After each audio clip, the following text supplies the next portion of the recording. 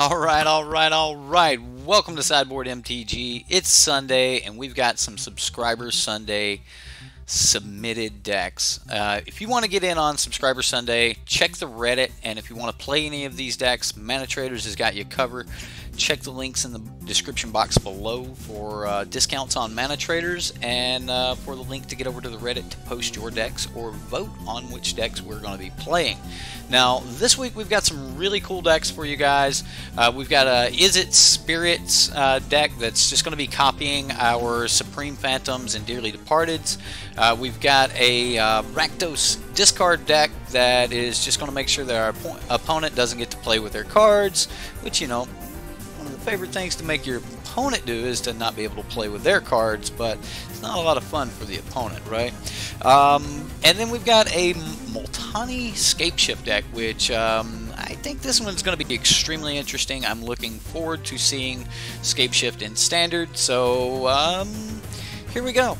Let's take a look at our first deck here. Now, one of the things I love about this deck is nothing in the deck costs more than 3 converted mana cost. The entire deck just shuts off at 3 converted mana cost. The entire sideboard, the same thing, only at 2 converted mana cost. So really cheap deck as far as converted mana cost goes, and that's why we're probably only running 22 lands. I'm okay with that. I can't really, say that 22 lands is not going to work because we've got a ton of cantrips like Opt or Anticipate, which will allow us to get some more cards, and then we have some really cool cards to be playing with here.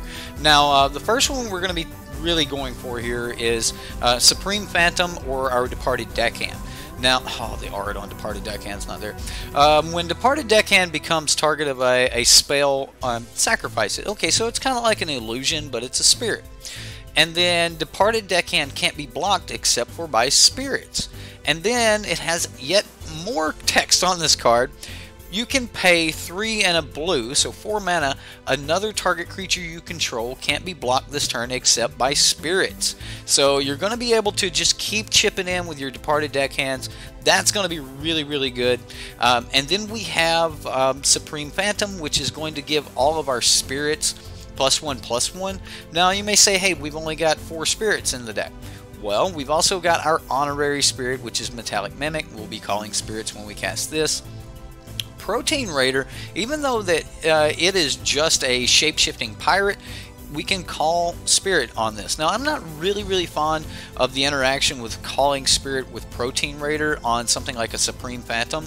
I would much rather have my Mirror Image, because Mirror Image you can play pre-combat and then get an extra +1/+1 across all of yours for that particular combat step. But yet, Protein Raider is just a really good, cheap way to make a copy of something. And copying a Departed Deckhand is not a bad thing because it's going to have summoning sickness anyway, so a lot of interaction there. And then to stop our opponent, we've got some Supreme Wills and we've got Disallow. Now, the one card in this lineup that I really wished would have been here, but it's not, would have been something to give all of our spirits flash. That would be a thing, right? If they would just print something like that in Standard. Saheeli Ra is going to allow us to copy, things like our Supreme Phantom. So that's going to be really good for us. And then remember, it's not an ability that will make this be sacrificed, so we can't actually, target it with, something if we controlled anything. It's not going to be popped by, making a copy of target artifact or creature here with Saheeli Ra. So it's only when the opponent targets it with a spell. Now, in the sideboard, we've got Magma Spray and Negate as 4 ofs, 3 Abrades, 2 Search for Azcanta, and then 2 Brawl Chief of Compliance. Now, he can't be a spirit, but he's good for the control matchup, right? We just start countering things and set back on Brawl and kind of do our thing, right? So that's the deck. We're gonna jump into it here. What's up, Logic? How you doing? This is, I forget who made this deck. I think this was someone who said he was kind of new to the channel. I'm sure he'll go, this is my deck. I see that deck. I made that deck. I had everything pulled up, and then I restarted the computer, so I don't have it pulled up anymore. So I can't tell you exactly who made it. I know Rush made the second one, and I don't remember who made Multani. Might have been Dark Demonic or something. Hey, here we go. Let's see what happens. Can we copy a bunch of spirits and just start doing mean things? This looks great. We'll try to get out our metallic mimic and go from there. Turn 1. Are we getting burned? Is this a burn deck? I bet this is a burn deck. Mono black burn. Here we go. Love the idea, Izzet Spirits, but you don't think this is how you'd build it. Understood. Well, to each his own, I guess. At least we got a Supreme Phantom here. Ooh, Gifted Aetherborn. Okay, well, this is just mono black aggro, it looks like.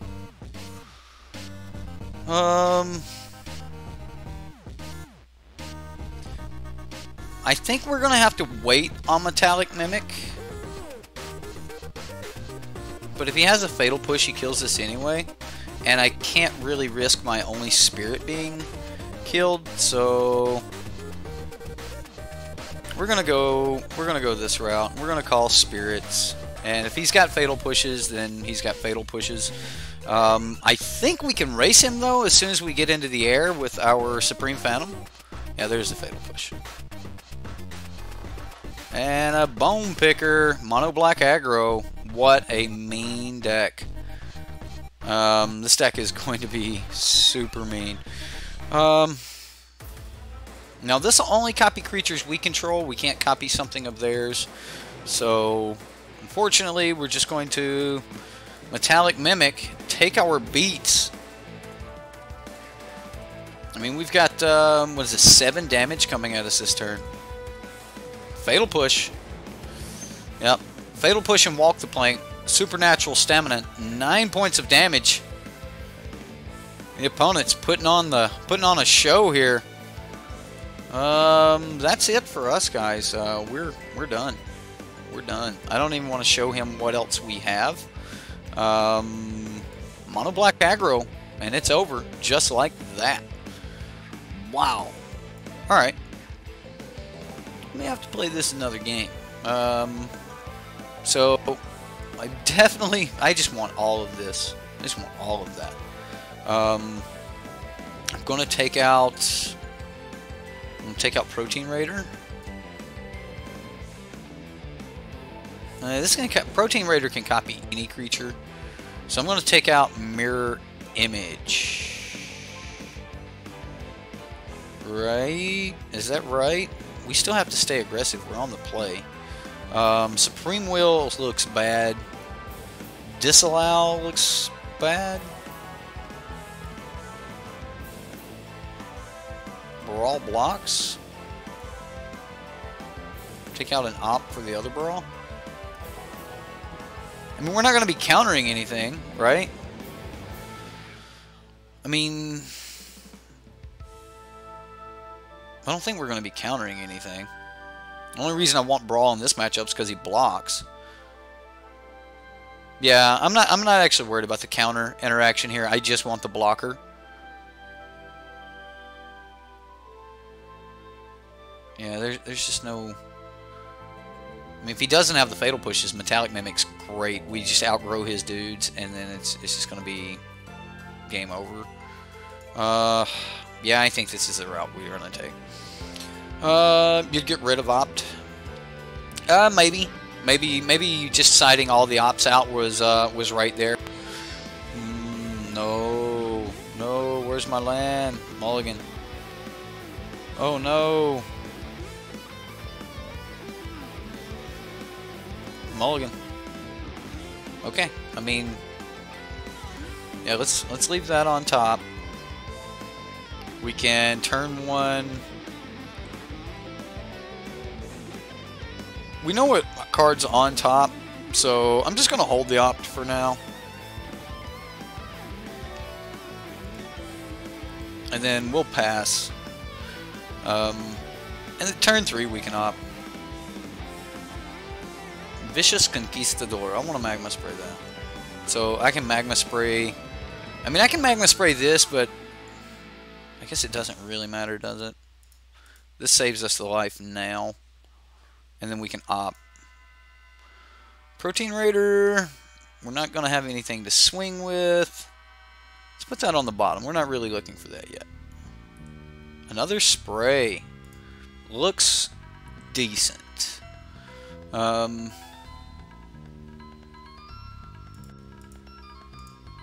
Spray that now. I mean, he's still got 6 cards in hand. We'll opt. Supreme Phantom. We'll put that on top and draw it. We'll go ahead and play our Supreme Phantom. He's only got 1 card in hand, or 1 land, but I mean, Fatal Push could, you know, definitely become a thing. Was last game. No. Okay, so he's got Supernatural Stamina. Yeah. So we'll cast Departed Deckhand, get in for a little bit of damage, and now we've got a Braid backup. Departed Deckhand, we're swinging 3 per turn unless he kills this, which I'm sure that he will.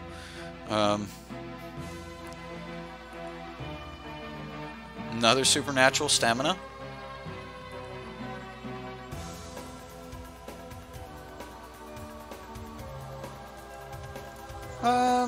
Sure, and then if he goes to cast the Supernatural Stamina, he did not. Did he bluff it? Oh, okay, Bone Picker. That's fine. We'll just kill the Bone Picker. Now we're living off the top. I mean, he's still got 6 cards in hand. I mean, if he gets more land, he's going to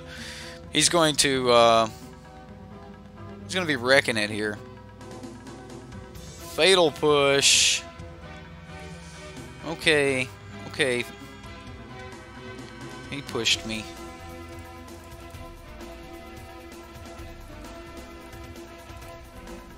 Well, I mean, we just play another Departed Deckhand and swing for 1, and we take the lead. Yeah. Walk the plank. All right. All right.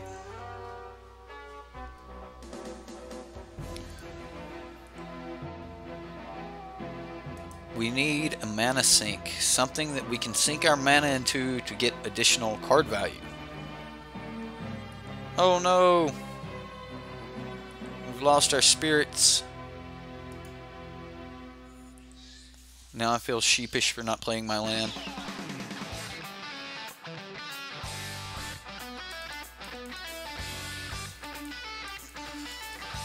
If we get to 10, we can Arch of Araska.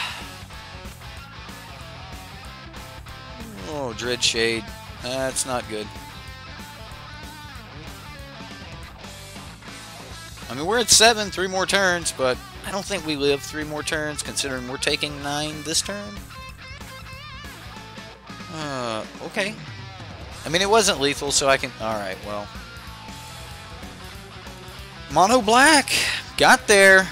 Death by 1,000 cuts this game, huh? Yeah, that's exactly what it was. So, Spirits didn't have a lot of action there against Mono Black. Unfortunately, it may be that way against anything that actually has some removal.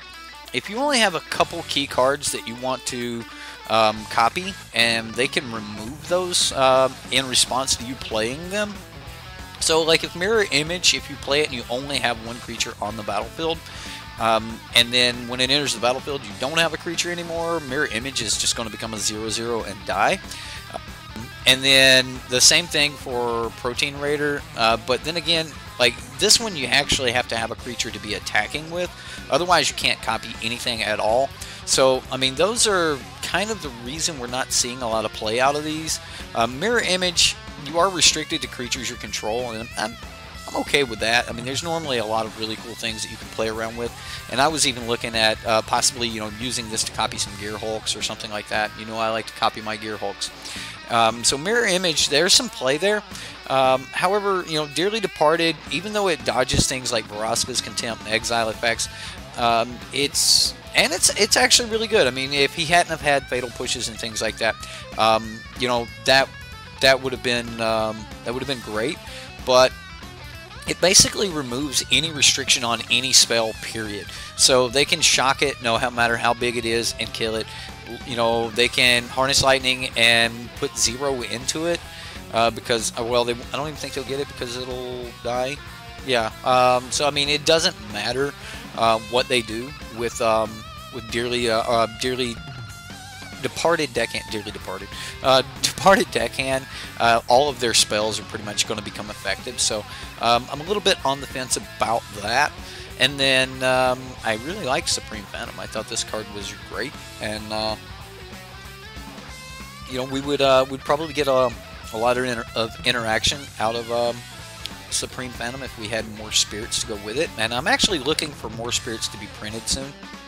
And if they are, then we'll definitely have some support for Supreme Phantom. Hopefully, at least before next year, we'll have support for Supreme Phantom, and we'll get to see it do some cool stuff here in Standard. That's my thoughts on the deck. Metallic Mimic is what it is. I mean, we know it's your perfect trump. You know, hey, I need an extra 4 of Tribe card here, and Metallic Mimic fits the bill really well. It makes a good Lord. So, a deck without emergency button or sweepers lose most of the time. Yeah, you definitely need some type of emergency button in this deck. More than most things, I was actually thinking the deck needed some way to use mana. It did have the Arch of Vraska, but I would have loved to seen something else.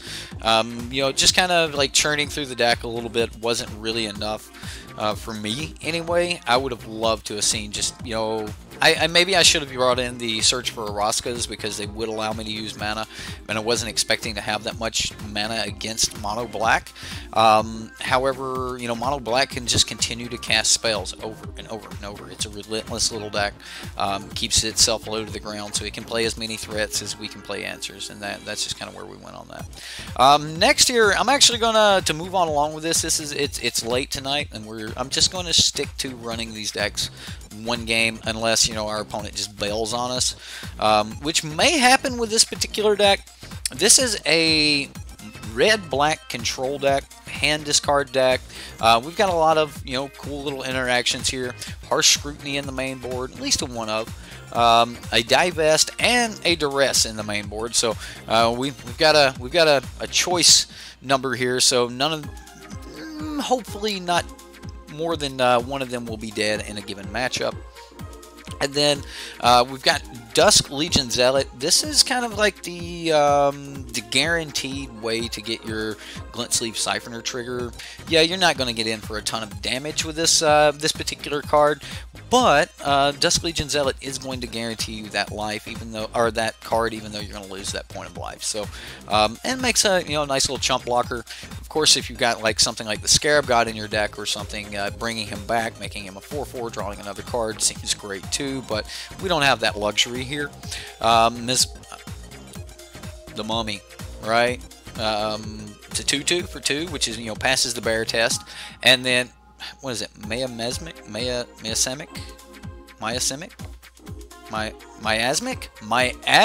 Oh my goodness. Oh, I should have known that word. Yeah. Miasmic Mummy enters the battlefield. Each player discards a card.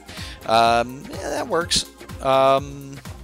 I don't like the each player part that much, but it'll work. If we can get their hand low and we're not worried about our hand, then we should be alright. 3 copies of a Braid to help kill things. Deadeye Tormentor. Deadeye Tormentor enters the battlefield. If you attack with a creature this turn, target opponent discards a card. I really like Deadeye Tormentor, but I think I actually would have preferred to have Dreamstealer. I think Dreamstealer might be in a really good spot right now, but we'll touch on that later. And then Heartless Pillage. target opponent discards 2 cards. Raid, if you attacked with a creature this turn, you get to make a treasure. Alright, so we're not bound to have to attack, but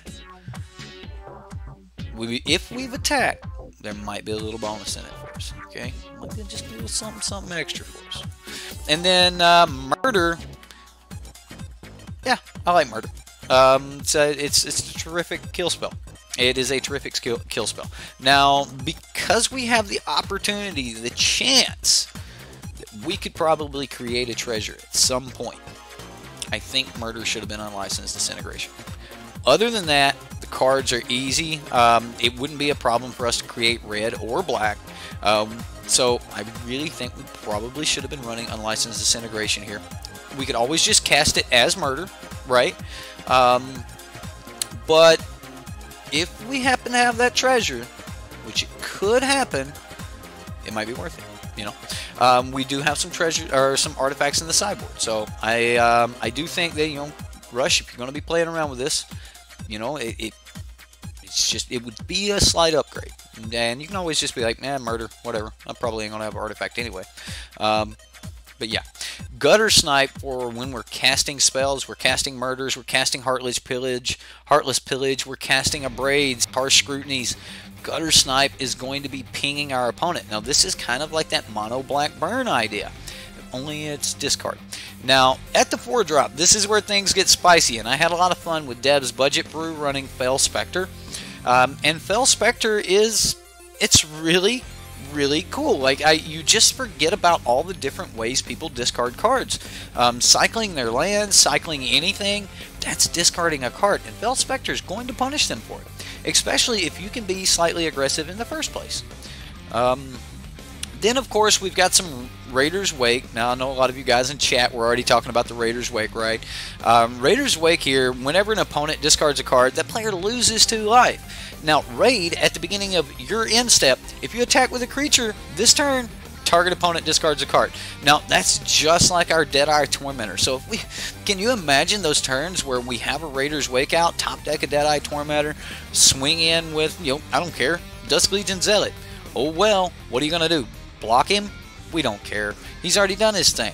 And then they're going to, you know, trigger our Raiders. We play the Deadeye Tormentor on that turn for 3 mana. It could just turn into some true gravy. And yeah, I'm looking forward to some of that action. And then of course the must-have kill spell. If you're running black, you can cast it. Vraska's Contempt. You just got to have it. Now, when we get into the sideboard, I don't know how much I like Sovereign's Bite.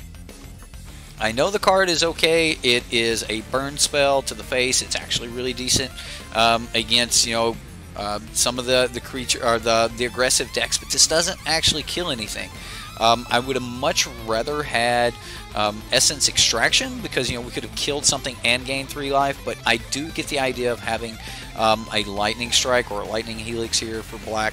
It's a good card. Not gonna lie, it's a good card. If we could aim it at a creature, it'd be even better. But other than that, we've got some Duress, we've got Lost Legacy, so, you know, you're not gonna be taking, you know, infinite turns on us unless you get it before we find our Lost Legacy. And then of course Crook of Condemnation, because they're discarding cards, we don't want them to discard any key cards to the graveyard that might be good for them. So it's only for red deck, right? Essence Extraction, like if you're just really worried about the gaining the life, I think Essence Extraction will be better. It's 3 mana, so that part's going to be a little bit worse, but you're still going to gain 3 life, and you're going to be able to kill creatures, so you're going to actually gain even more life by that creature not swinging into you later. If you didn't want to go up to the 3 converted mana cost, then you might want to look into something along the lines of Moment of Craving. Moment of Craving is like really good, especially with all the Champion of Wits being played right now. You can actually Moment of Craving a Champion of Wits. In response to its trigger, it'll leave the battlefield as a 0/0 and, or sorry, a 0/1. And if they choose to draw the cards, if they go to reach for the top of their deck, you go, wait, you're choosing to use his ability. Then at that point, the last known state of the card, it was actually too small. they're going to draw 0, discard 2, and it's surprising how often you can pull that trick off on someone. Montu's Last Reckoning here, just to reset everything. Hold up, everything just got out of hand. Let's just wipe the board and go from there. Yeah.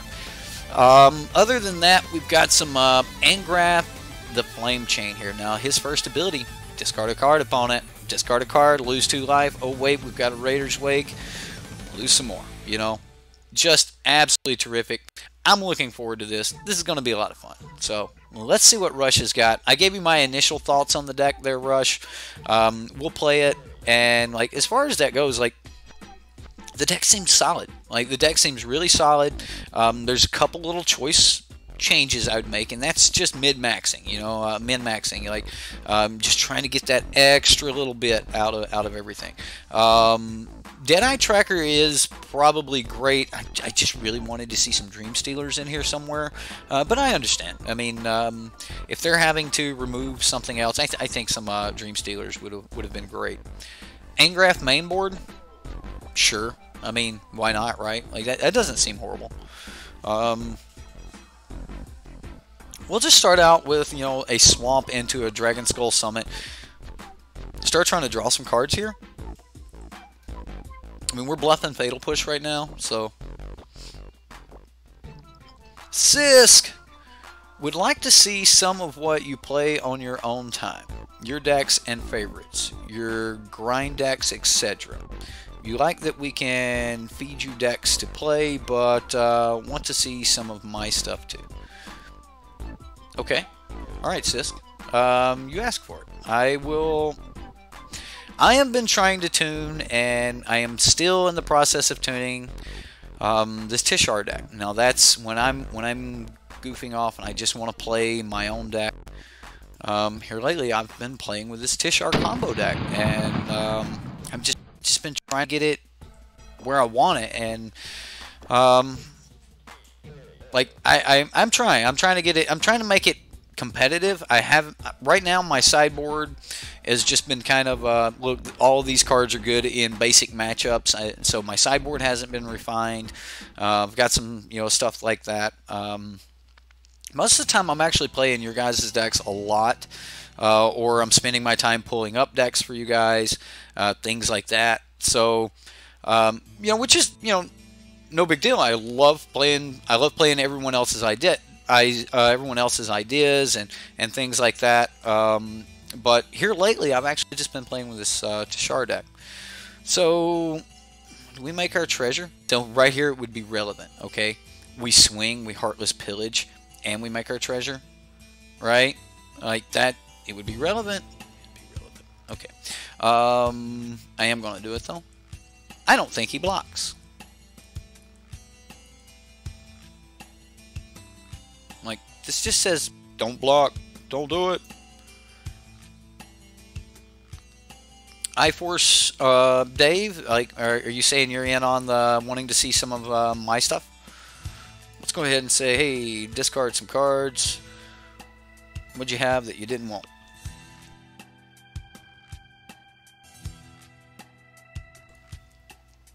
Your standard Esper Super Friends deck on the Reddit, and you think I'll love it. Awesome, awesome, Jeremiah. I like Planeswalkers. I love playing with Planeswalkers. That is some serious fun. Putting multiple Planeswalkers down on the battlefield and finding new different ways like that you can work, like make them work together. In situations like hey, I've got this Planeswalker, and I'm gonna uptick, make you. I don't know. It's just always awesome, the interactions you can find, different sequencing and stuff like that with your Planeswalkers, and that's always great. I like that.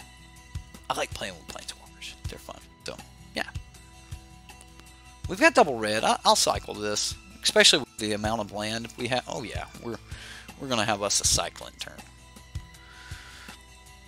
Not worried about swinging anymore because we don't have any raid trigger or anything, but yeah. Another card I've been playing, deck I've been playing around with is I've toyed with the idea of of playing like some leagues and stuff with Grixis mid-range, but I keep like changing the deck around. I'm actually wanting to find a more aggressive version of Grixis, kind of trying to top out at Bolus and the Scarab God, and Liliana not worrying. I mean, I know that's kind of where Grixis mid-range tops out right now anyway, but I'm looking for a more aggressive, you know, style to put on it, or a more aggressive cards to run with it, Scrap Heap Scroungers, things of that nature. But right now, the thing that I'm really wanting to toy around with is Last Chance decks. There's a bunch of cards that are going to be rotating out that I just don't want to see go yet, and I really just want to. Really, dude? I mean, okay. I mean, we'll just pass. I'm hoping that we'll build value eventually here. We haven't yet.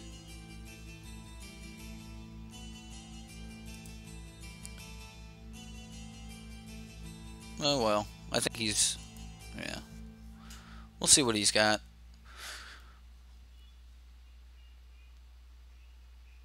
History of Benalia.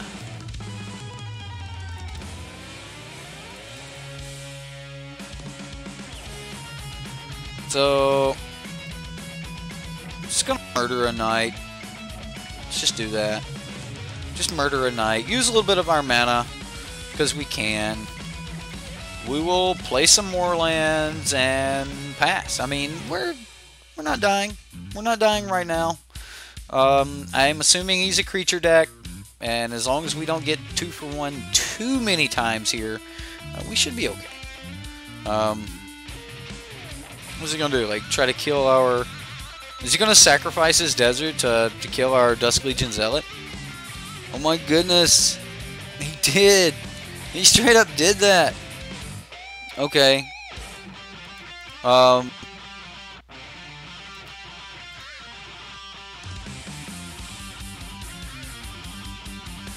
let the knight be for a turn. Alright, we'll pass. Okay, I mean, like... Sure.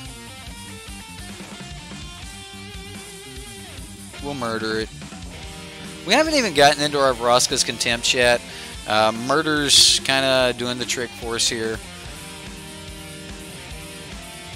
There's a Weedy. It's Wendy. Wendy, Pride of Famir. Oh man, I'll never get that one right. All right, we're just gonna cycle another land. It's okay though. It's okay. It's okay. It's okay.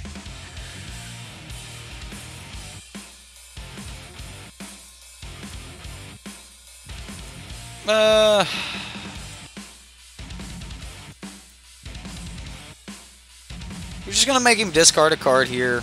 He'll lose a little life. Isn't that how that works? Yeah, that's how that works. Love this card. This card's so good. I want this in like something like Grixis. Let's look at some chat here. It's all board wipes, creature base, ramp, and walkers. Dude, I was gonna be nice. I wasn't gonna do it. But then you went and you killed my Spectre. That wasn't nice. Uh-oh. That's a problem. That is a problem. We cannot raid here, which is horrible. The first strike's going to get us anyway. We're on a clock. He's got us on a clock. Oh, you got us now, opponent.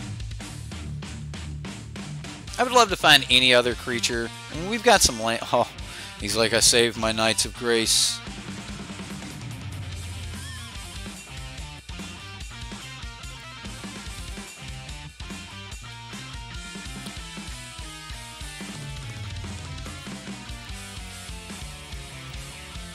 Like, our clock gets significantly sped up here.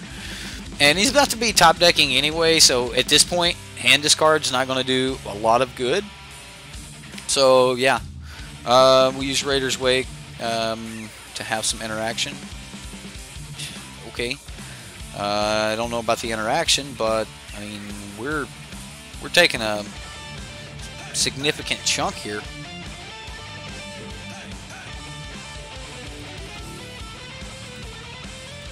I mean, the only thing I can do is target the token and then swing.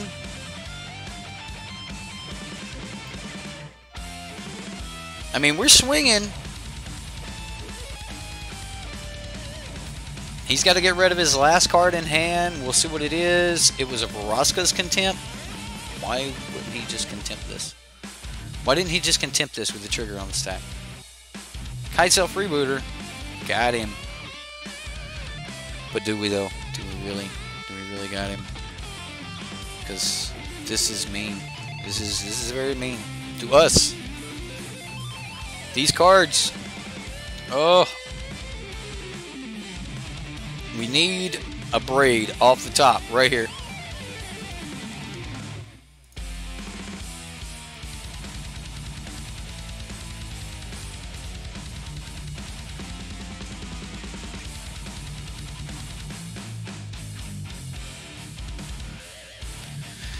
Well, things get bad right here. He if near deadlands us. That was a good top deck for him. He kills the gutter snipe, which the plan was to double block here and take 5, which would have left us dead next turn to the Kitesail Freebooter, but we're dead anyway. So let's jump into the next game. Okay, Sovereign's Bite's probably going to be decent. No, it's not. I mean, we need to kill things. If we can't kill things, then it's not going to work. Artifact or Creature, that'll work. Duress will get... All of these are fine. I think Angrath is going to be good. Raider's Wake's going to be fine, but I think we have to take that out. Bantu's Last Reckoning may be where we need to be. And other than that, I'm going to take out the Mummy just because I need a little bit of room, and I don't want to be discarding my cards. Even though the Mummy would work really well with something like Runer's Wake or Raider's Wake, I don't want the Mummy here. And other than that, we're going to try to pray that we hit these 3 Abrades. I think that after we've seen the opponent's deck, you know, we know that we need to save our Abrades for the Knights. Like, I don't think anything else really helps us. This is a bad hand. Like, this is a really slow hand. We have no interaction. This is a little better. Oh yeah. We need some more land.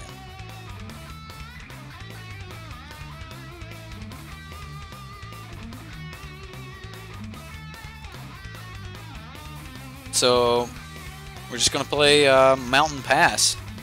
You're a fan of the opponent's deck? I bet, Justin. I think every time I see Knights, like, I'm like, yep, Justin Clay would like this deck.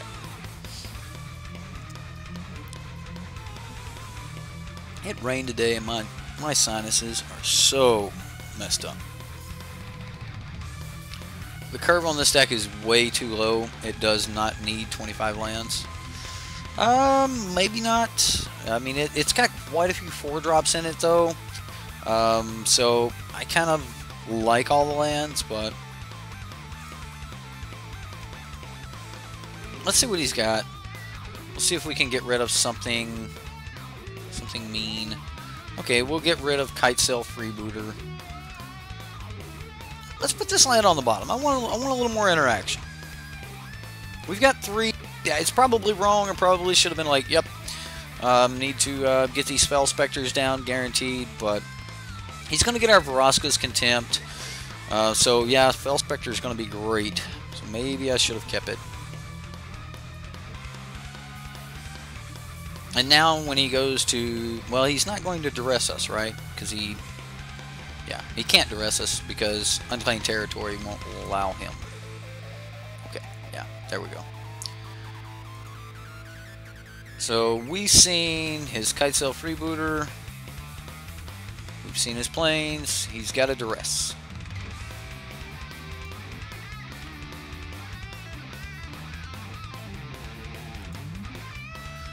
These are the 3 of the 4 cards in his hand.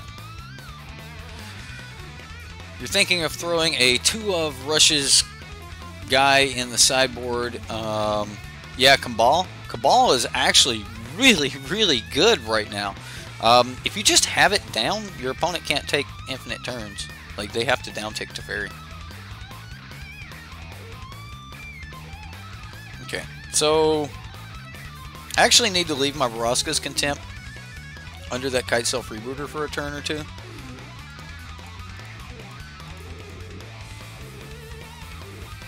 At least we can block it now. So he top decked a Swamp last turn. Does he just fire off the Duress now that we're tapped out? Okay, you got my Braid, which is really good. And then we see the Sheffet Dunes. He top decked a History of Benalia. We'll make him discard his Scavenger Grounds. And it's gonna be the end of our interaction.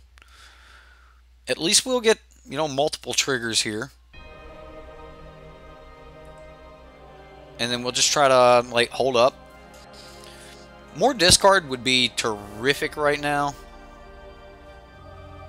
Legion's Landing. Oh my goodness, if he tries to flip that right now, that would... He does not try to flip it. This will be decent.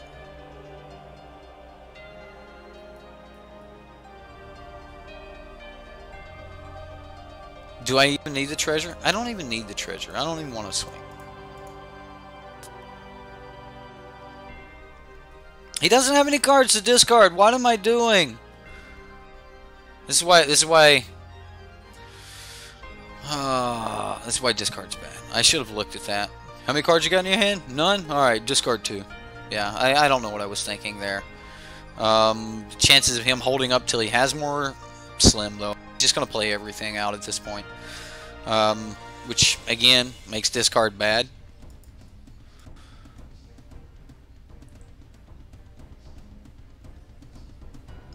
That's decent. I mean, he's going to be making vampires, but we can start killing some stuff here. Yeah, I should have just hung on to the Heartless Pillage. Oops. Yeah. I'm sorry, Rush. I shouldn't have cast the Heartless Pillage. I didn't look at his hand. He's just gonna make dudes with a Danto the First Fort. He can't really swing right now, though. I mean, he's not in a position to swing. Not with double Fel Spectre.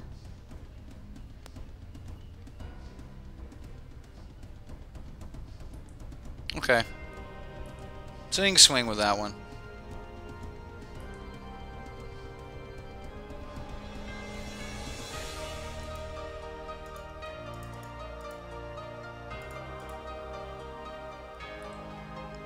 I'm going to take the 3. We'll get our Vraska's Contempt back. We can now Vraska's Contempt that one. Yeah. We're in a bad spot here, Rush. Bad spot. So the reason you've seen this card, you know, perform so well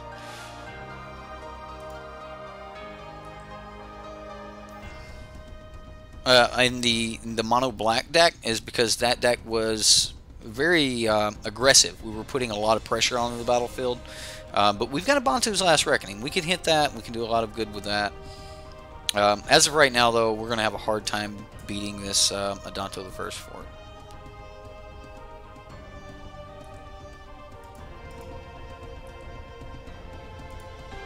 So we'll just get rid of the first striker. We take no damage this turn.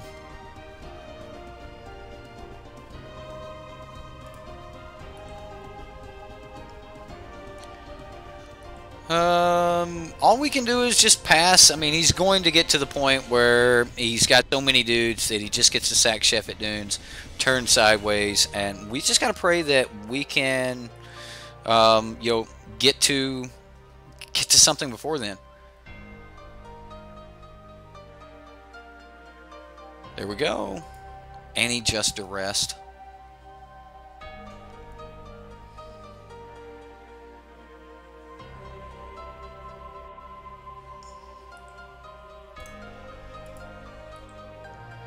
I'm just going to wait. I'm not going to Bantu right now. I mean, we could. But I just, I think that he's doing math right now. And it's probably not great for us. Yeah, he's just going to go straight to... Oh my goodness. What a top deck. I mean, okay, like, yes, I was not playing around him top decking another duress. But, jeez. For real? Duress into duress?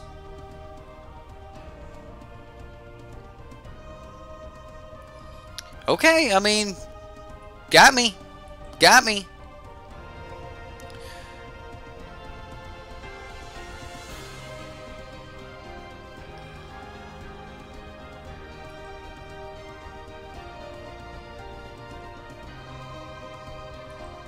Yeah. I mean, I thought I had one more turn here before he would be... I'm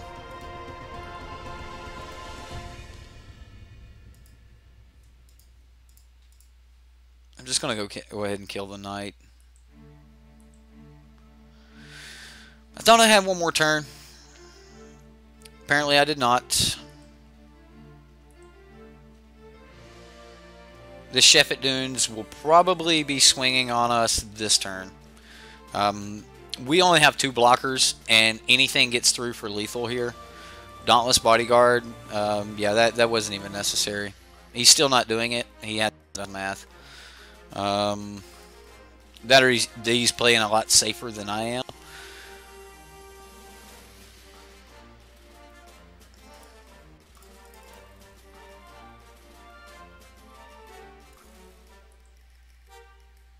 Okay, I mean, it's what we've got. He's still got lethal here if he swings.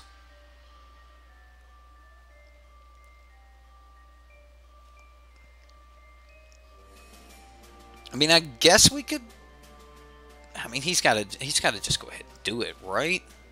He's not going to do it. Not going to do it. I'm going to do it.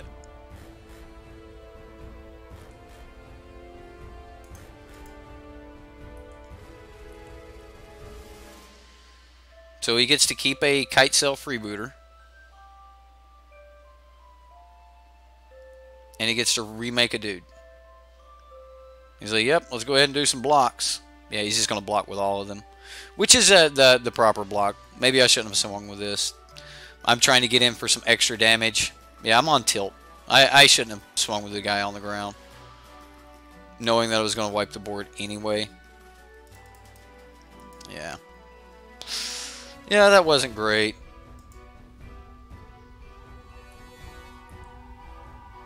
Boom. So now Kite Sail Freebooter and a Life Leaking Vampire beat us in the face to oblivion. Yeah. This is why discard doesn't do really well. I mean, in a heavy control meta, you'll be fine. No problem. But a deck that can just easily play everything on top of their library, it's not that great. Now, Gutter Snipe actually may be kind of what we're looking for, but unfortunately he's got these Contempts, if near Deadlands. Yeah. The end is nigh. If we would hit a control deck, I definitely think that we would have had a much better matchup. But unfortunately, we just did not a great matchup right here. That Adanto Vanguard, or Adanto the First Fort, is just wrecking us. Ooh, look, we have the front of the picture, but not the back.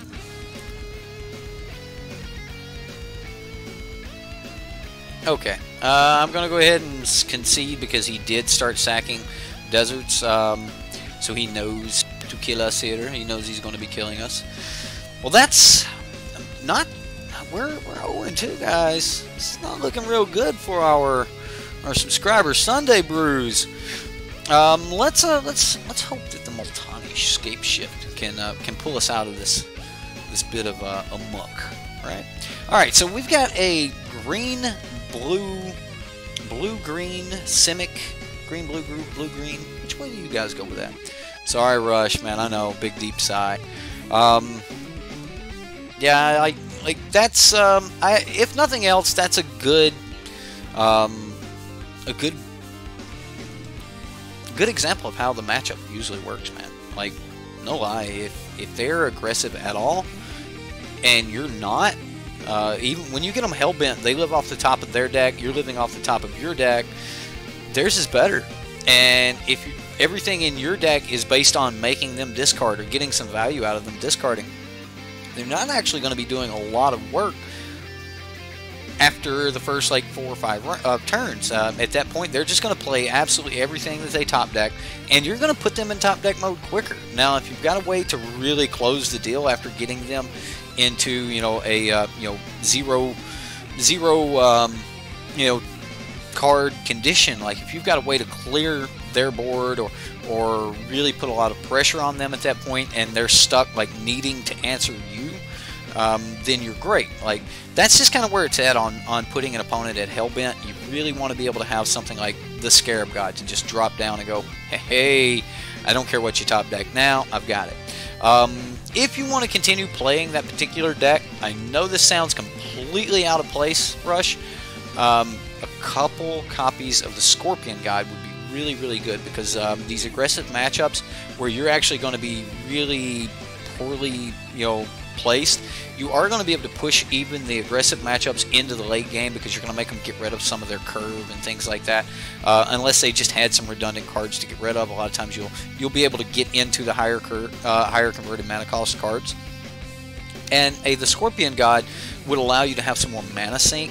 Can you imagine the Scorpion God against that last deck we were just playing? It would have been absolutely phenomenal. Just pay 3 mana, draw a card. Like, you've just been, shooting things down, things like that. They wouldn't have a lot of ways to get rid of it, other than the Vraska's Contempt, which pretty much the only thing he had that could have done it would have been, Vraska's Contempt. So, that's just something you might want to think of. It might help you out in, different matchups if you're going to be playing like that discard deck or something. But yeah. Justin Clay, are you commenting on the struggle continues? The struggle is real. What? What are you commenting on? What are you commenting on, Justin? Anyway, let's talk about our Multani Scapeshift deck. Multani!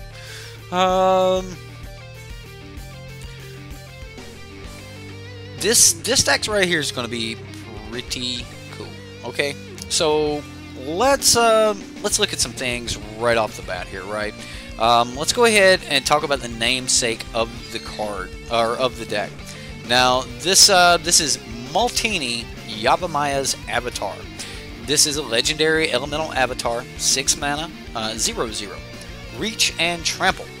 Multani Yavimaya Avatar gets +1/+1 for each land you control, and each land card in your graveyard.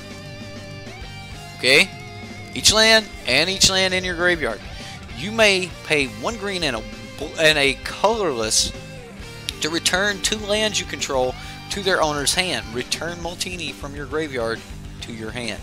Reach trample as big as your lands. Pretty cool. Alright, this is actually one of the cards I've been looking at in Sultai Reanimator, because we were needing something with reach, and Multani can fit the bill. So Multani, we're running 4 of it. Now let's talk about how we're going to get a ton of lands in our graveyard and a ton of lands on the battlefield. A lot of you may know this card. It gets a little bit of play there with Primeval Titan and some Valakutes and stuff like that. Pretty cool card here. Scapeshift. 4 mana, 2 colorless, and double green. Sacrifice any number of lands.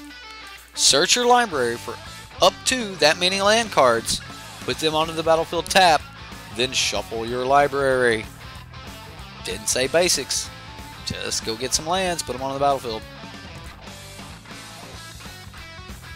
This could potentially buff your Multani at least. Like, let's say you had 6 lands, play your Multani. You get rid of 6. You go get 6 more. You've got 6 in the graveyard. Multani, not Multini. It's Multani, but if you I get it. It's Multani. I get it. Yeah, it's Multani. But if you've ever watched Star Wars, you know, Multani, it just sounds like that. So I'm sorry if I'm trolling you there, Tom. But I don't know. I just imagine a little Ewok or whatever they are. I don't even know. I'm not a big Star Wars guy, but that's just what this card reminded me of. So I was having fun with that name. Anyway, Scapeshift. Dump some cards, make your Multani a lot larger. Tatiova. Okay, now this one's actually really cool too, because if we Scapeshift and we have a Tatiova, and we got a pronunciation for Tatiova. If we have a Tatiova on the battlefield, we Scapeshift.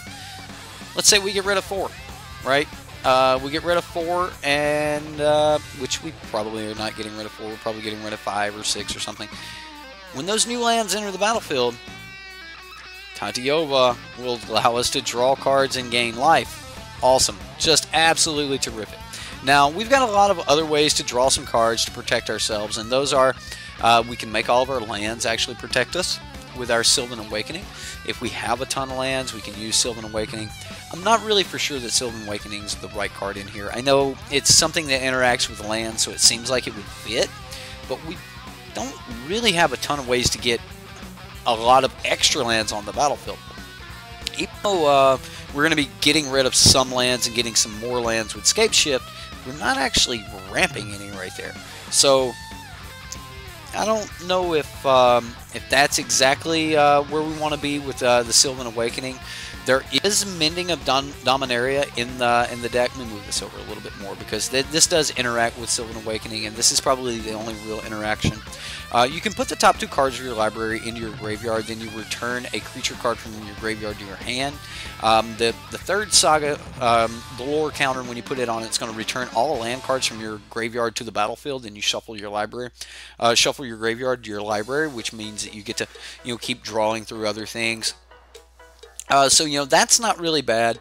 Adding those extra cards to the battlefield, that will give you some ramp, but we do have to wait for that to go off, and while we're waiting on that, kind of the best thing we can do is just ramp with a little bit of grow from the ashes, and then just control. So, control's fine. Divination, drawing some cards. Chart of Course, drawing some cards. We can always throw some Multanis down into the graveyard. Not really worried about them. We've got 4 of them. We'll find some more, that sort of thing. Now, Commune with dinosaurs. We've got a dinosaur or 2 in the sideboard, which will make it kind of great. But for the most part, we're just looking for a land card out of it.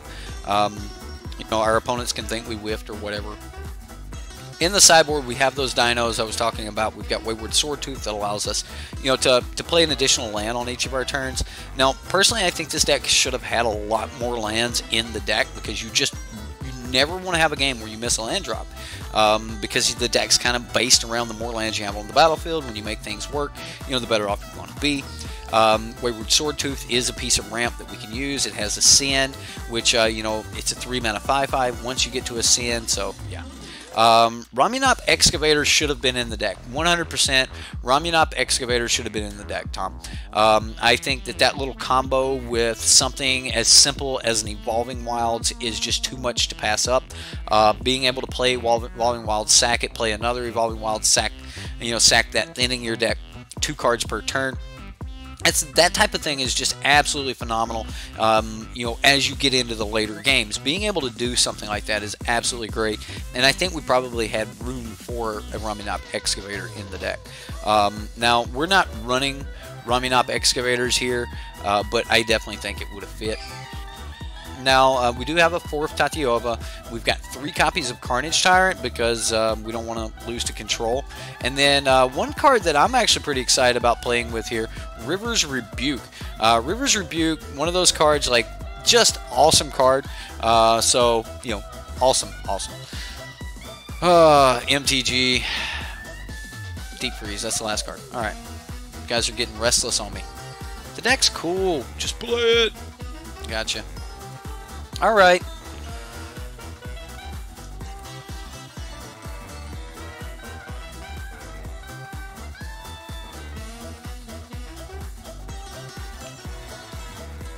Enough talk. Just play.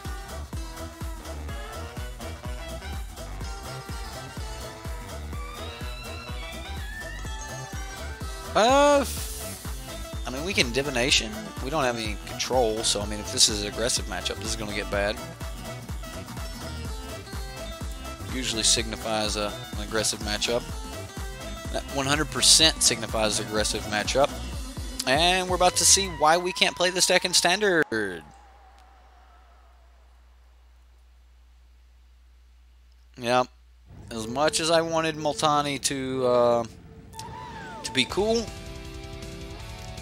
Yep. Crucible of Worlds would work absolutely. Actually, Crucible of Worlds might actually be better than Raminop Excavator. So, I mean, yep, that's a thing.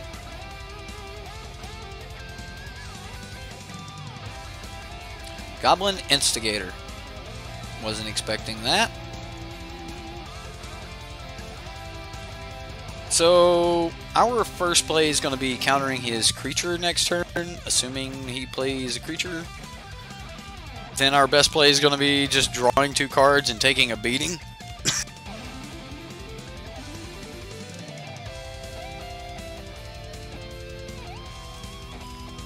Well, we definitely don't want this creature.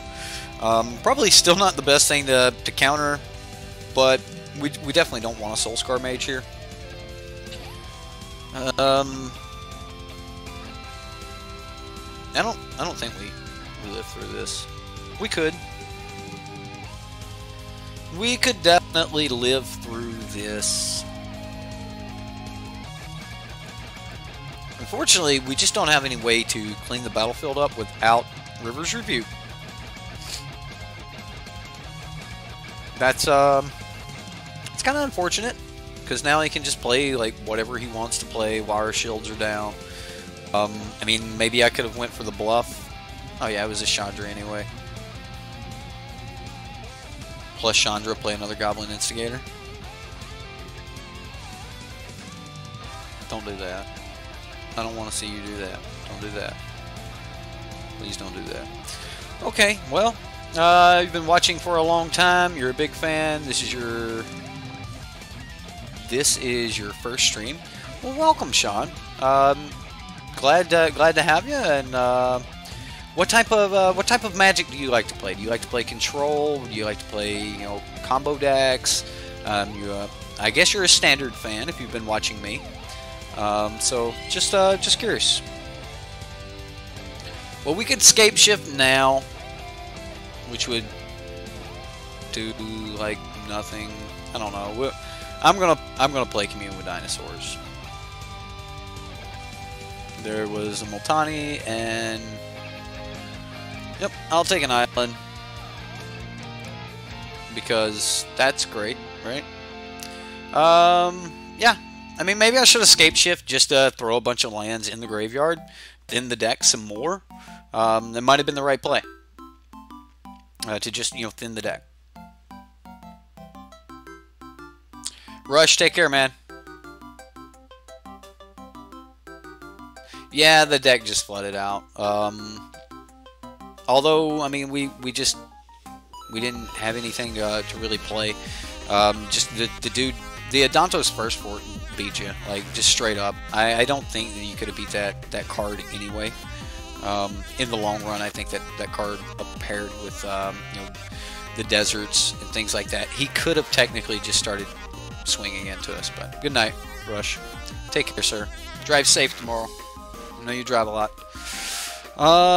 Soulscar Mage, that's not going to be great. I want to be able to play Tatiova on a turn that I can actually I don't know. I mean, we can always get it back, make him spend a card to kill it, but I mean, we're just dead, guys. Like, we have to play Tatiova just to try to survive a turn.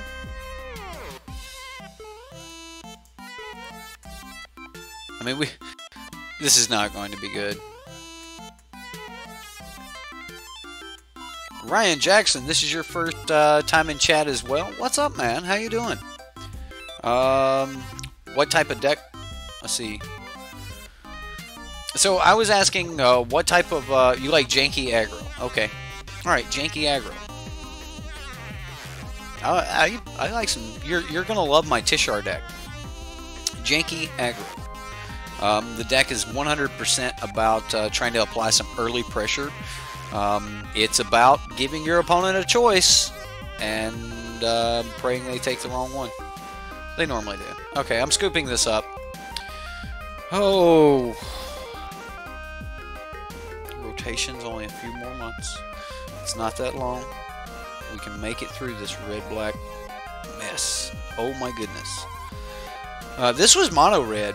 I will actually be happy to see this deck just go away. I didn't want to play multiple games. That opponent like kind of cheated us out of a second game there, so I am gonna jump back into another game. I could have sworn we've played this guy before. Really? I'm gonna mulligan this. Oh goodness. I mean, it's playable. I'll keep it.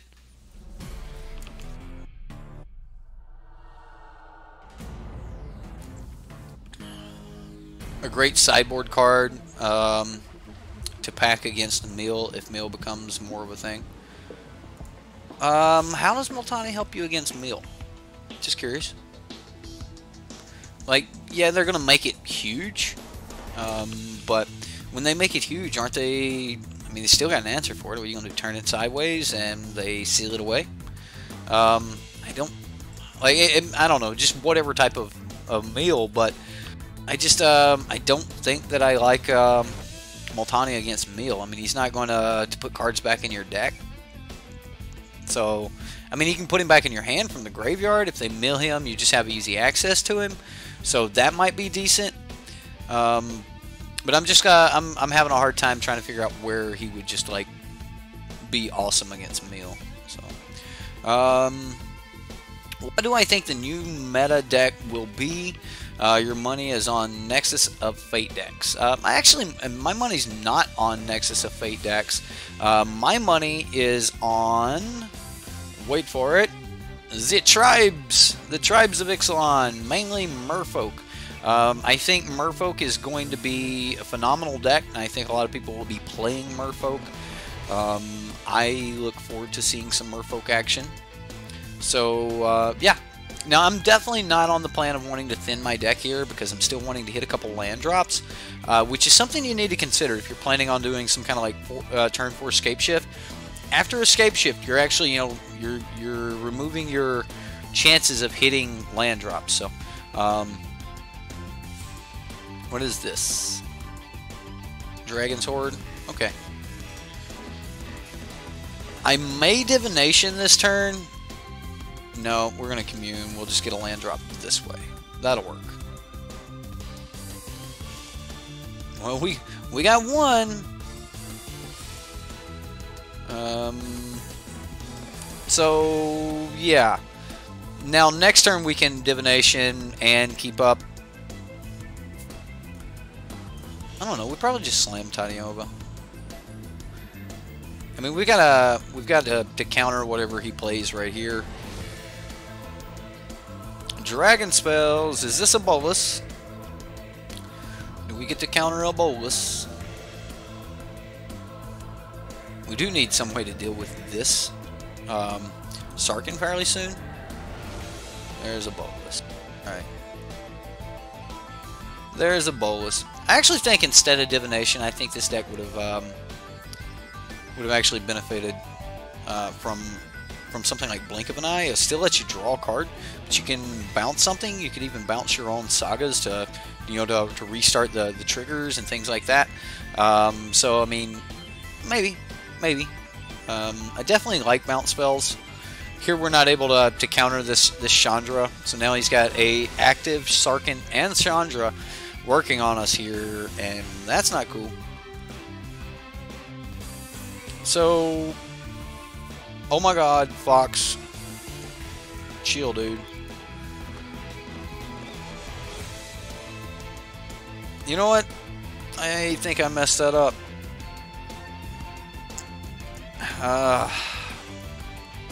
We'll Mending next turn. Or we'll Divination and then, Scapeshift. I may just Scapeshift. If this is still alive next turn, I may Scapeshift. I expect a dragon here, though. I mean, he's got a lot of cards to see. He did not kill it. Okay, so he'll just Doomfall.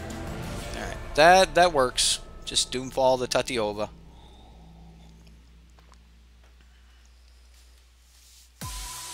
You started in Ixalan, and your favorite tribe is definitely dinos. Well, if you're looking at those tribes, you'll notice that that most of the tribes... Oh, don't take my Scapeshift. Most of the tribes actually have a lot of like standalone power. They don't need anything. So since they don't really need anything, they're actually just really, really great. They're going to be like kind of. We've already seen that they can combat our current situation. Well, we can mending here. They can combat our current situation with like this is going to get so bad.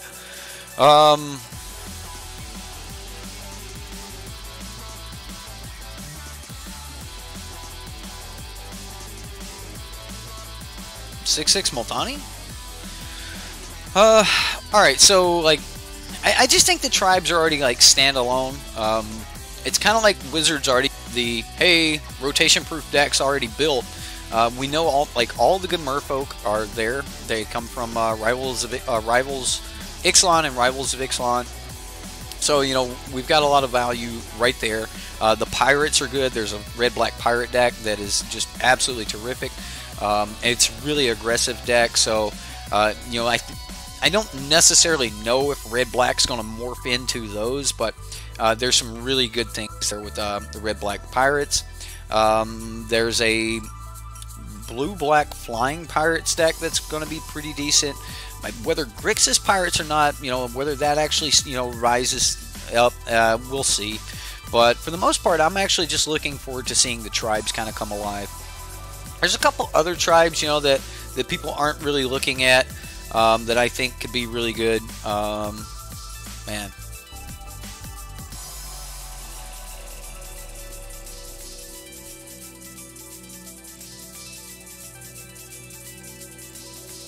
Either one kills us, right?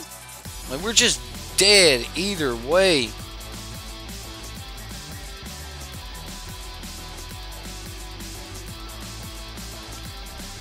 Sarkhan or Chandra? Like, it's like, which one do we want to die by? Like, Sarkhan to kill us right now.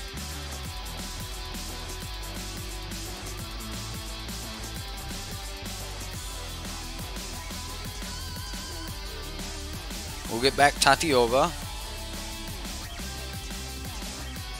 And then pass. I mean, now he ultimates Chandra and kind of goes ham. We don't even have another creature in the graveyard for Neo to pull back. He gets an emblem from Chandra. So now whenever he casts a spell, we're in trouble. Scapeshift off the top, though, we might be able to close this out a lot quicker than our opponent may think. Although, I am expecting our opponent to get a lot. Let's see. I just want to get this Tatiova onto the battlefield before this third trigger goes off. This is going to be a dragon. We're in trouble. Green, black. Alright, so we get via Victus. Oh, Daragaz. That's the other one. That works. Alright. Daragaz has got haste. It's going to be a problem. No way to bounce it in the main board. No way to actually do anything here. I mean, we swing at Sarkhan, but I mean, just anything he's got to cast spells, it's just gonna wreck us.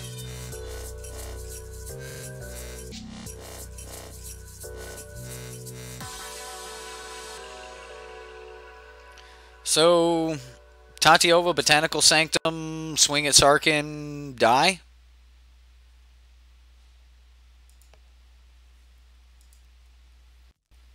Yeah, I mean, we're just dead, right? Are we not dead? We're not dead. I can't swing at Sarkhan, though. But we're... I mean, if he's got a spell, we're dead. Okay, so we're, like, virtually dead. Ooh, we get commune with dinosaurs. I mean, we can block Terragaz, but that's it. If he has any spell, we're dead. Just dead. Any spell. Any spell. That'll do. That'll do. Scapeshift would have been really good with Tatiova there. But Grixis Dragons, killer deck. Definitely wanting to do some River's Rebuke. Deep Freeze, enchanted creature has base power and toughness 0/0, has defender, loses all other abilities, and is a blue wall in addition to its other types. Aether Meltdown may be really good. I think I want to go with the Aether Meltdowns over Chart of Course. I'm going to back off the Divinations too, even though we're drawing cards. I'm going to bring in the Deep Freezes. This deck had 62 cards in it, guys. 62 cards. So, I don't know, maybe we go Negates. Yeah, let's roll like that. You got crushed by Planeswalkers on Arena today. Gotta love it. Yeah, jeez. Sean says your favorite homebrew was a janky Selesnya Dino deck. It's good against creature-based decks, trash against control. You know, that's the paper rock scissors of Magic, man. Sometimes that's the way things work. I don't know about double Sylvan Awakening here, but we've got some ramp. I'm assuming we'll get to green. We don't need this until like turn 3 or 4, 3 or 5. So I think we counter Sarkhan or Chandra. Because that's what I see this deck playing, is a bunch of Sarkhan Chandras. That's what he showed us in the first games. Sarkhan could come next turn. I'll wait.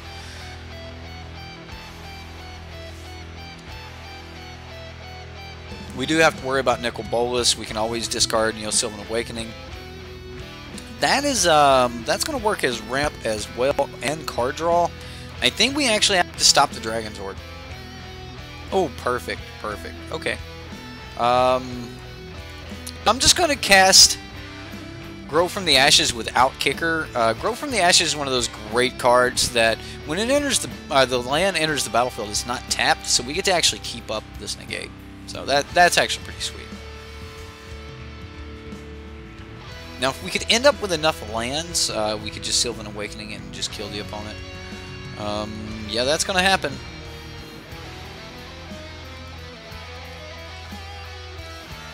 Aether Meltdown seems good.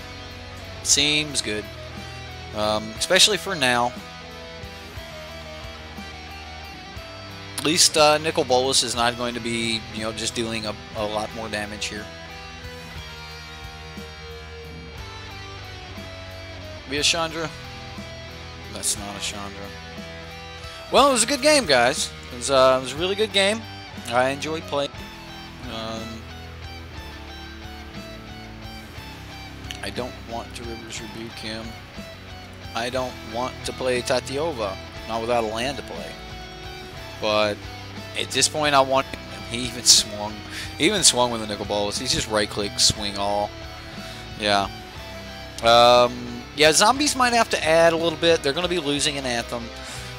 Zombies are going to be losing a couple things. So I think zombies is going to go down a little bit of a step. Vanquisher's Banner could replace Mastery, but you're not getting near the value. Come on.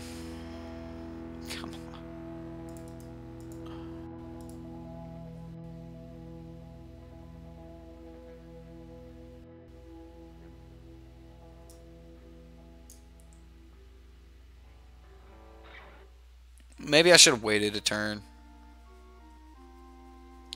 I just wanted to give him reach. Like, if he's got another Glorybringer, he can't swing it. He can't play it.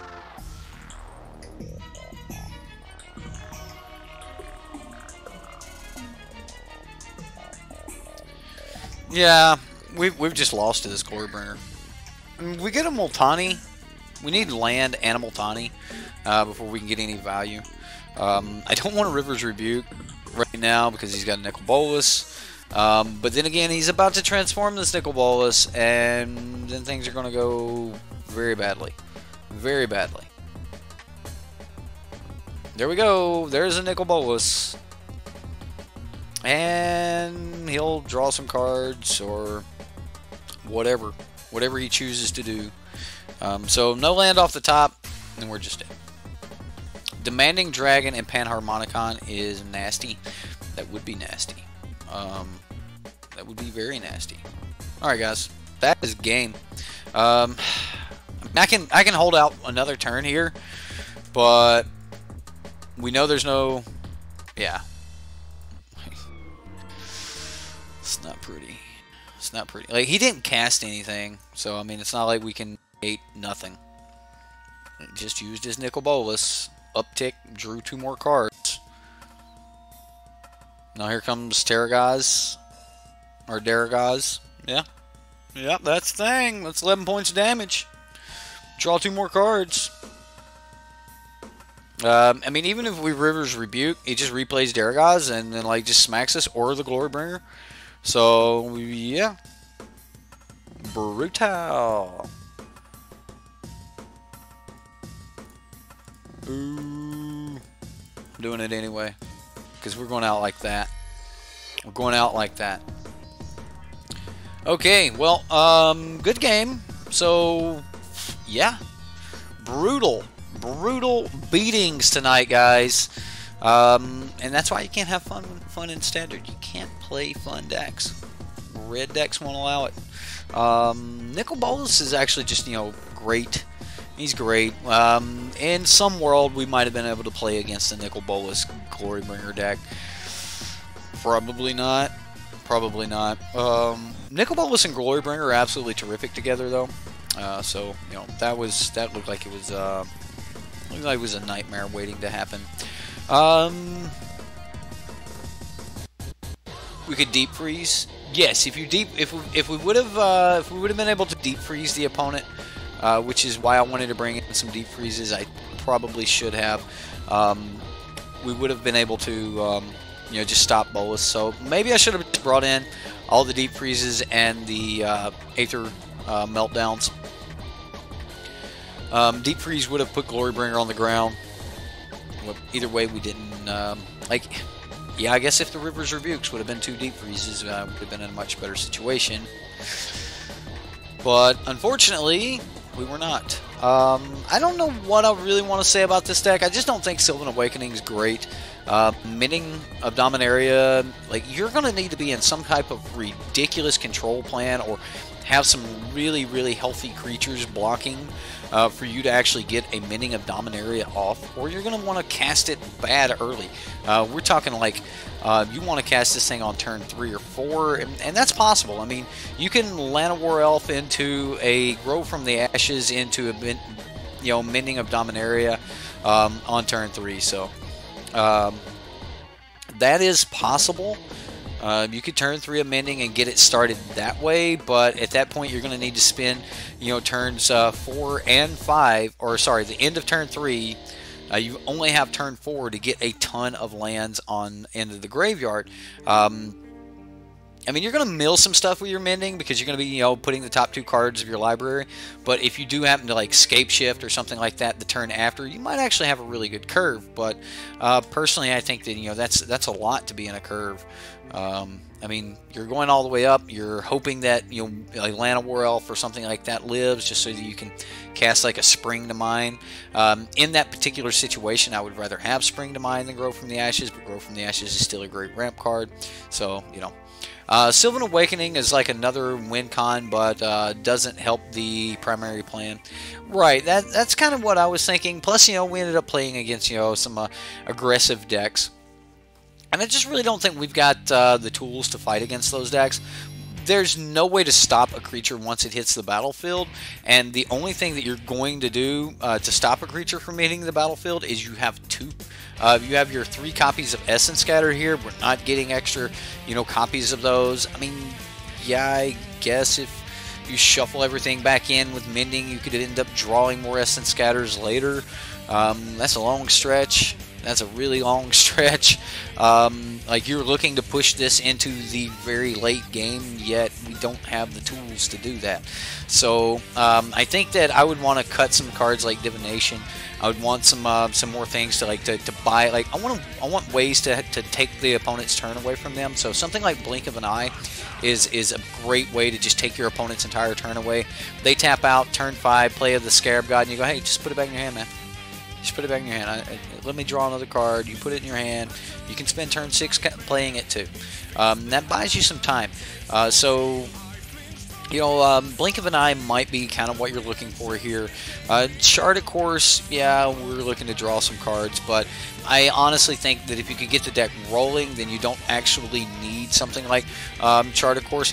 See, I'm not actually fond of Fog, because you're not actually taking their current turn away. I think of a Fog as actually just taking their combat away. So if the only thing they were planning on doing there was swinging and then passing, then yeah, you took their turn. They didn't waste. They weren't going to use any mana or anything anyway. When I think of something like a Unsummon, or something like Commit, or Teferi's minus ability, or Blink of an Eye, at that point you're actually taking their turn away. They spent their entire turn, all of their mana. They can't do anything else with their mana that turn, and you made it all for naught. Now, something like Commit has an extra layer on that, because not only have you taken their turn away, but in another turn you're going to take their draw step away. So that works really well. Those type of cards are just really, really well, are really, really good. So that's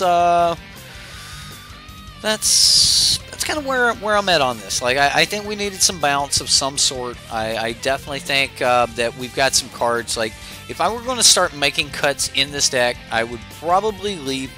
Let's say we want to leave 2 Sylvan Awakenings, because it could happen, right? Like, Sylvan Awakening could be one of those cards. Maybe even cut down to just 1 and go, hey, if I draw this late, it's going to be great. If you draw it early, it's just it's butt. You draw this early, it's butt. There's just nothing you want to do with it, right?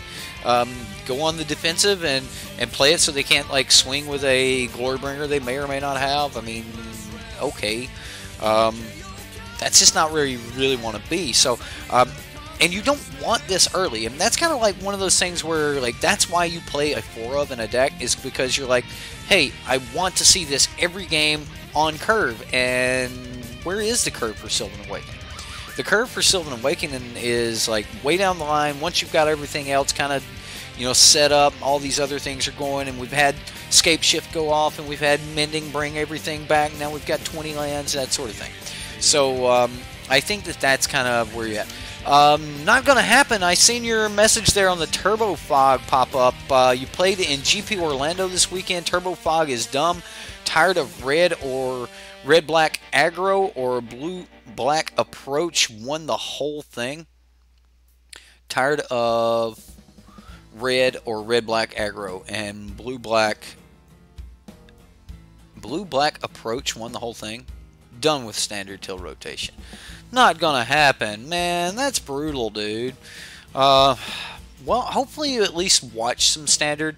We're going to be playing some fun decks coming up here soon. I'm going to be trying to revisit the approach. There's three cards at this point that I'm really wanting to play with before they leave. I want to play a Mardu approach deck, which is highly based on Sunbird's Invocation with Approach of the Second Sun. I want to be playing that. I want to play a Aid from the Cowl deck, and I want to play this Tishar combo deck. Those are the 3. Hey, before these rotate, I want to have this type of fun with these cards decks. So we're going to be doing that. I also want to get in with a Sultai Reanimator deck at some point. I am brewing with a Sultai Reanimator deck. I know I was telling you guys earlier about Multani. Multini in the...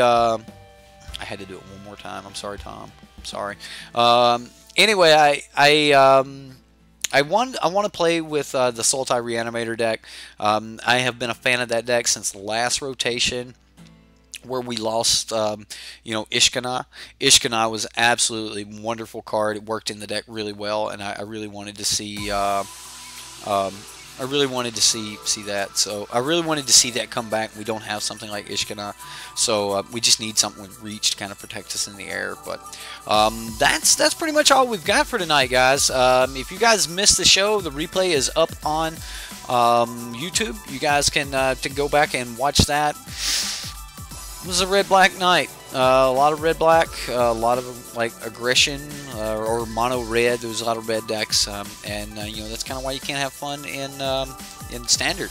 Like if you want to play something that's fun in standard, then you know, that's it.